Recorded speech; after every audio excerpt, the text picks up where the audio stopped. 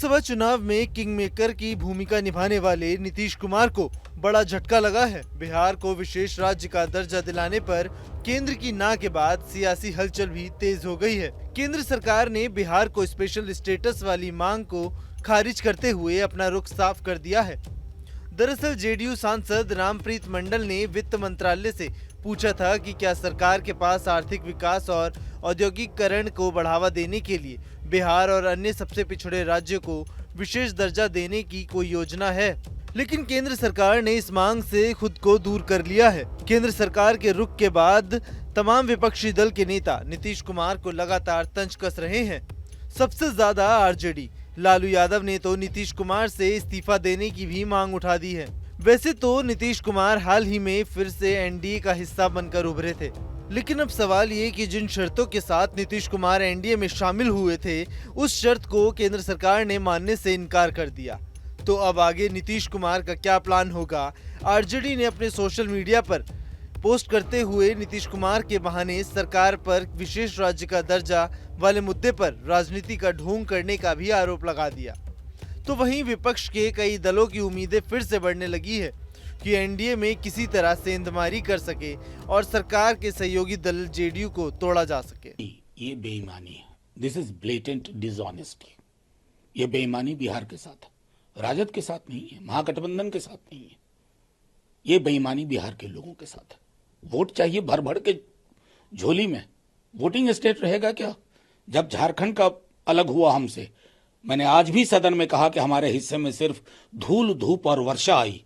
प्रधानमंत्री जी खुद आप बड़ी बड़ी बातें करते थे।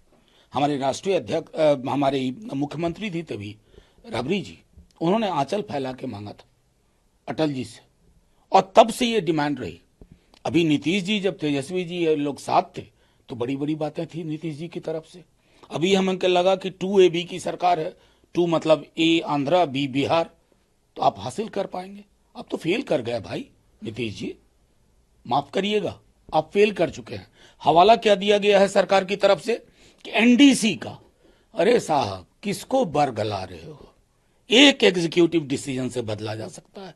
1966 में सरकारी कर्मचारियों के आरएसएस की गतिविधि में भाग लेने को बैन किया गया था, उठा दिया ना आपने। ये तो उससे भी आसान काम है। एक कलम के दस्तखत से आप बदल सकते हो, लेकिन आपकी मंशा नहीं है। विपक्ष जहां सत्ता तक जाने के लिए रास्ता तलाश रहा है, तो वहीं जेडीयू नेता भी मोदी जी को सम्मान देकर एनडीए के साथ रहने की बात कर रहे हैं। तो इसके साथ ही बीजेपी और जेडीयू के नेता विशेष राज्य दर्जा की मांग छोड़कर विशेष पैकेज की बात करते नजर आ रहे हैं, जिससे कि बिहार का विकास हो सके। कि नीति आयोग के मापदंड के अनुरूप नहीं है, यह कौन नहीं जानता है।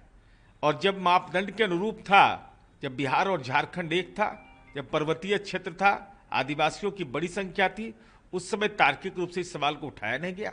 लेकिन नीति आयोग बिहार के विकास दर को देखते हुए मापदंड में बदलाव करे अथवा विशेष सहायता अथवा विशेष पैकेज दे, जिससे मानव विकास सूचकांक बेहतर हो सके, यह बिहार विधानमंडल का संकल्प है। विकसित भारत के साथ विकसित बिहार होगा, ये प्रधानमंत्री का संकल्प है। और प्रधानमंत्री नरेंद्र मोदी जी और बिहार के मुख्यमंत्री नीतीश कुमार जी ने पूरी मजबूती के साथ विकसित बिहार की ओर कदम बढ़ा दिया है। बिहार अब बालू का भूमि नहीं रहेगा, बिहार खनिजों का भूमि बनेगा, बिहार में औद्योगिकरण का वातावरण बनेगा और बिहार में सड़कों की जाल, पुलों की जाल बिछेगी। हालांकि बिहार के इस मुद्दे पर अब सियासत तेज होने वाली है। विपक्ष इस मुद्दे को आसानी से तो नहीं छोड़ने वाला। विपक्षी दल चाहेंगे कि किसी भी तरह इस मुद्दे के जरिए एनडीए में सेंधमारी की जा सके और बिहार में फिर से अपने वजूद को मजबूत किया जा सके। Team news nation.